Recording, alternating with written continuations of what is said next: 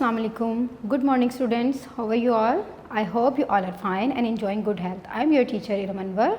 I am going to teach you Urdu. आज हम उर्दू के क़वाइद व इंशा पढ़ेंगे. ठीक है, इसमें हम ग्रामर पढ़ेंगे उर्दू की. मुख्तलिफ़ चीज़ें हैं वो जो हम आप सीखेंगे. इसमें हम करेंगे अराब, जुमला और इस्म. आज मैं आपको अराब, जुमला और इस्म के बारे में बताऊंगी.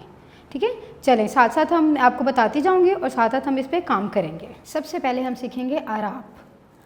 अराब होते हैं अल्फाज को हरकत में लाने के लिए ज़ेर, ज़बर और पेश का इस्तेमाल किया जाता है और इसके साथ हमज़ा भी लगाते हैं ताकि पढ़ने में आसानी रहे.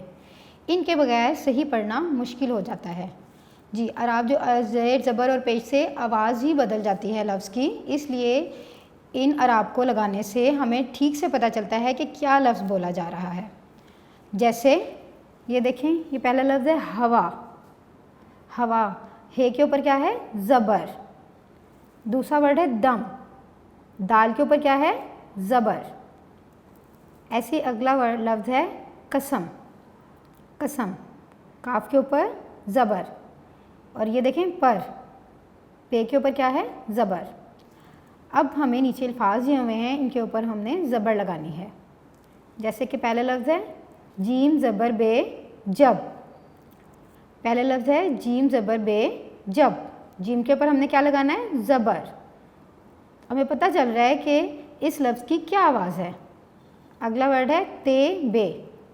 अब जब तक हम ज़बर नहीं लगाएंगे हमें कैसे पता चलेगा ये तिब है, तुब है या फिर तब है.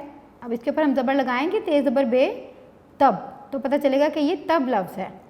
ऐसे ही अलिफ़ के ऊपर हम ज़बर लगाएंगे, अलिफ़ ज़बर बे अब हमें पता चला अब लफ्ज़ लिखा हुआ है.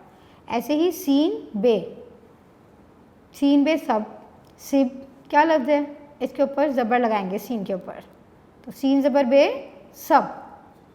अब हम ज़ेर लगाएंगे अल्फाज के ऊपर. अब देखें, जैसे हमने ऊपर पढ़ा था कसम, काफ के ऊपर क्या था? ज़बर, तो क्या लफ्ज़ बना था? कसम. ऐसे ही यहाँ पर काफ के नीचे ज़ेर है. अब देखें क्या बन गया? किस्म. चेंज हो गया ना बिल्कुल लफ्ज़. ज़बर लगाने से मुख्तलिफ, ज़ेर लगाने से मुख्तलिफ. इसलिए अराब हमें बताते हैं कि क्या लफ्ज़ है. ऐसे ही माचिस, चे के नीचे ज़ेर, माचिस. बारिश, रे के नीचे ज़ेर. इधर, अलिफ़ के नीचे ज़ेर है, इधर. अब नीचे अल्फाज हैं उनमें हमने ज़ेर लगानी है. अब देखेंगे किस लफ्ज़ के नीचे ज़ेर लगेगी. मालिश, लाम के नीचे ज़ेर की आवाज़ आ रही है तो हम यहाँ पर लाम के नीचे छोटी सी ज़ेर लगा देंगे. मालिश. अगला लफ्ज़ है मीठे. मी, मीम के नीचे ज़ेर की आवाज़ आ रही है तो हम यहाँ पर मीम के नीचे ज़ेर लगाएंगे. मीठे.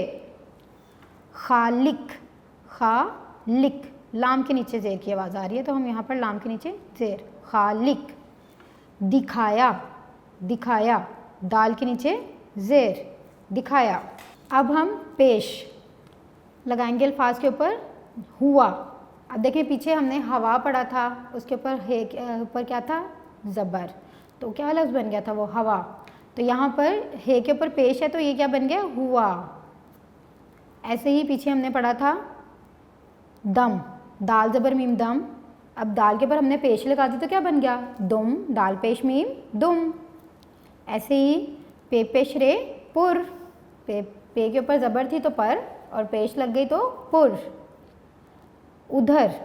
अब देखें उधर, अलिफ़ के नीचे अगर हम ज़ेर लगाएंगे तो इधर बन जाएगा. अब हमने अलिफ़ के ऊपर पेश लगा दिया तो क्या बन गया? उधर. अब नीचे दिए हुए अल्फाज के ऊपर हमने पेश लगानी है. यहाँ पर है जैसे दूर, दाल पेश वाओ रे, दूर. सुनाया, सीन के ऊपर सू, पेश की आवाज़ आ रही है. सुनाया, सीन के ऊपर पेश लगाएंगे. उन, अलिफ़ के ऊपर पेश. खुदा, खुदा, खे के ऊपर पेश, खुदा. अब हमने हमज़ा लगाने हैं. जैसे अलिफ़ मद्दा, हमज़ा वाओ ओ, हम आओ. इससे भी आवाज़ बदल गई है ना लफ्ज़ की. जाओ, आए, चाय. अब नीचे दिए हुए अल्फाज के ऊपर हमने हमज़ा लगाना है. ये क्या है? गायें. अगर हम हमज़ा नहीं लगाएंगे तो ये गाय बन जाएगा, इसलिए हम बढ़िया के ऊपर जब हमज़ा लगाएंगे तो ये गायें. अगला वर्ड है हमारे पास कमाए, बढ़िया के ऊपर हमज़ा, कमाए। जलाए, इसके पे भी बढ़िया पे हमज़ा आएगा, जलाए। अब यहाँ पर गाओ, गा पे लिखा हमज़ा वाओ ओ, गाओ। उम्मीद करती हूँ आपको इराब की समझ आ गई होगी। अब हम अगला लफ्ज़ करेंगे। अब हम लफ्ज़ के बारे में जानेंगे, ठीक है। दो या दो से ज़्यादा हरूफ को मिलाया जाए और वो कोई मायने भी दें तो इन्हें लफ्ज़ कहा जाता है। जैसे अगर हम खाली हरूफ को पढ़ेंगे तो हमें समझ ही नहीं आएगी, अलिफ को पढ़ेंगे, बे को पढ़ेंगे कि क्या बोला जा रहा है, क्या कहा जा रहा है, हमें नहीं समझ आएगी। जब तक हम दो से ज़्यादा हरूफ को मिला के नहीं पढ़ेंगे तो हमें नहीं समझ आएगी कि क्या कहा जा रहा है। दो से ज़्यादा हरूफ को मिलाकर पढ़ा जाए या लिखा जाए और इसका कोई मायने भी हो तो उसको लफ्ज़ कहते हैं। जैसे अलिफ और बे को मिलाया जाए तो अब बनता है, अलिफ मद्दा और मीम को मिलाएंगे तो आम बनेगा, ठीक है।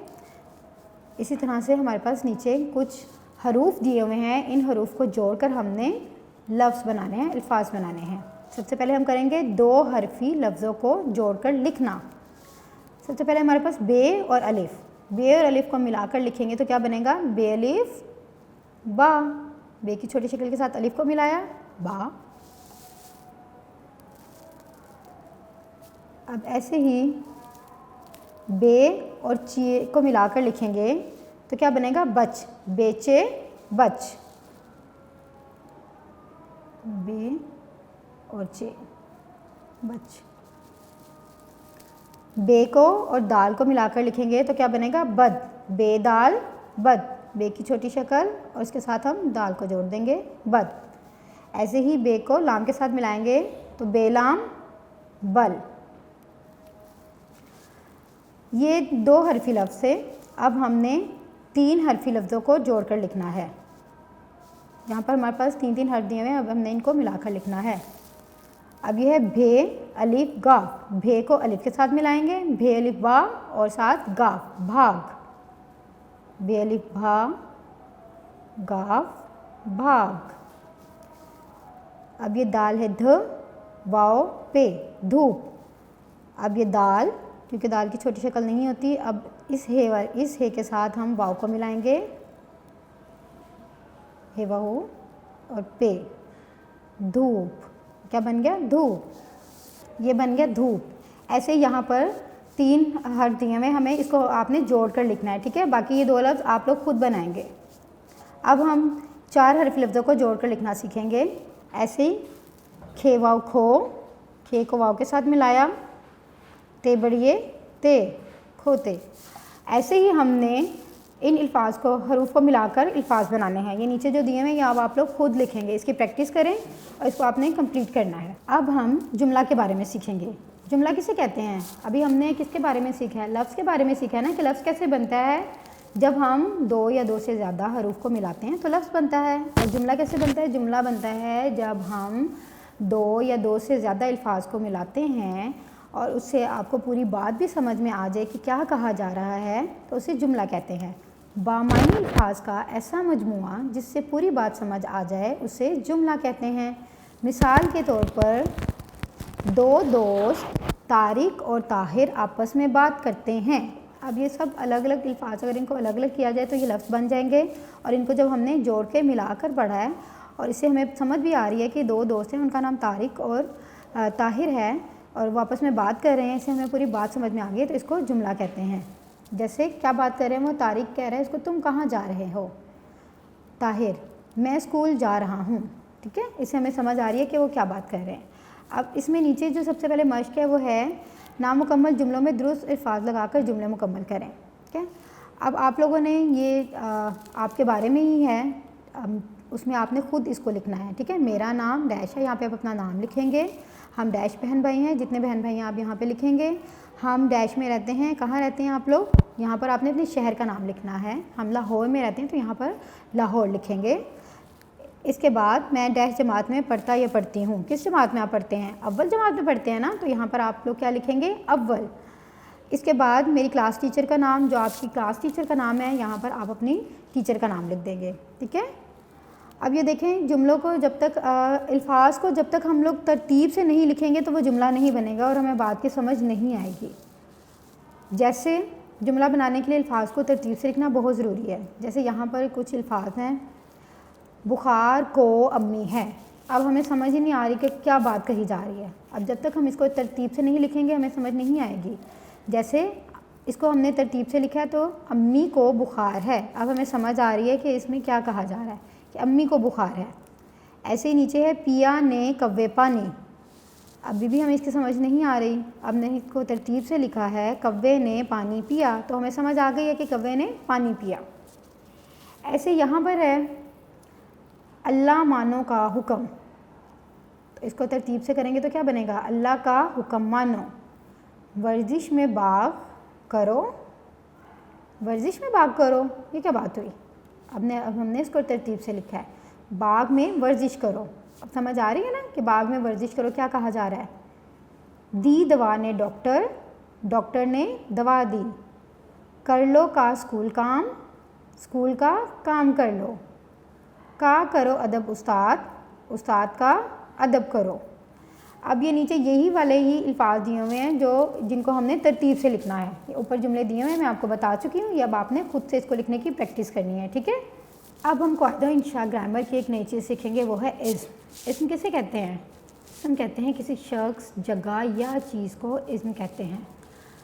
जैसे कि आप अपने अराउंड देखें बहुत सारी चीज़ें हैं, आप लड़का है, लड़की है, डेस्क है, टेबल, चेयर, चीज़, और जगह आपका घर हो गया, स्कूल हो गया, कुछ भी है, उसको क्या कहते हैं, इस्म कहते हैं, ठीक है। वो कलमा जो किसी शख्स, जगह या चीज़ के नाम को जाहिर करे इस्म कहलाता है। मसलन लड़का, घर, मेज़, कुर्सी वगैरह। अब यहाँ पर एक्टिविटी जो है हमारी सरगर्मी है, उसमें आपने क्या करना है, दिए हुए जुमलों में से इस्म तलाश करके इसके गिर्द दायरा लगाएं। अब ये हमने जुमले पढ़ने हैं और इसमें जो जो इस्म है, जो कहाँ जहाँ भी शख्स कोई किसी जगह का या किसी चीज़ का जिक्र है उसको हमने सर्कल कर देना, उसके गिर्द दायरा लगा देंगे। अहमद मस्जिद में नमाज़ पढ़ता है। अब इसमें देखें अहमद शख्स है, लड़का है ना, अहमद उसका नाम है, इसको भी हम सर्कल कर देंगे, ये भी इस्म है। और मस्जिद जगह है, इसको भी हम सर्कल कर देंगे। ऐसे ही लड़का खेल रहा है। अब इसमें खेल तो इस्म नहीं होगा ना, क्योंकि वो तो काम है, वो तो कोई काम कर रहा है। अब इसमें क्या है, लड़का, लड़का इस्म है, अब हम लड़के को सर्कल कर देंगे, इसको दायरा लगा देंगे। किताब अच्छी है। अब इसमें क्या है, चीज़, क्या चीज़ है, किताब, किताब की दायरा लगा देंगे। खरगोश सफ़ेद है। अब इसमें क्या बताया जा रहा है, खरगोश के बारे में बताया जा रहा है ना, तो खरगोश क्या है, इसको खरगोश इस्म है, इसको भी हम दायरा लगाएंगे। ये गाड़ी प्यारी है। अब इसमें चीज़ है गाड़ी, अब गाड़ी को दायरा लगा देंगे। और बाग में बहुत से फूल हैं। अब इसमें दो इस्म हैं, कौन कौन से हैं, एक है बाग और बहुत से फूल, फूल भी चीज़ है ना, तो इसको भी हम दायरा लगा देंगे। तो बच्चों मैं उम्मीद करती हूँ आपको कायदा इंशा के आज जितनी भी चीज़ें हमने की हैं उन सब की समझ आ गई होगी। इसकी आपने प्रैक्टिस करनी है, और जब तक आप प्रैक्टिस नहीं करेंगे आपको अच्छे से नहीं आएगा कुछ भी। तो इसकी आपने प्रैक्टिस करनी है और अपनी स्टडीज़ को अच्छे से करना है, और अपना ख्याल रखिएगा और स्टडीज़ को साथ साथ कंटिन्यू रखिएगा। ओके, अल्लाह हाफ़िज़।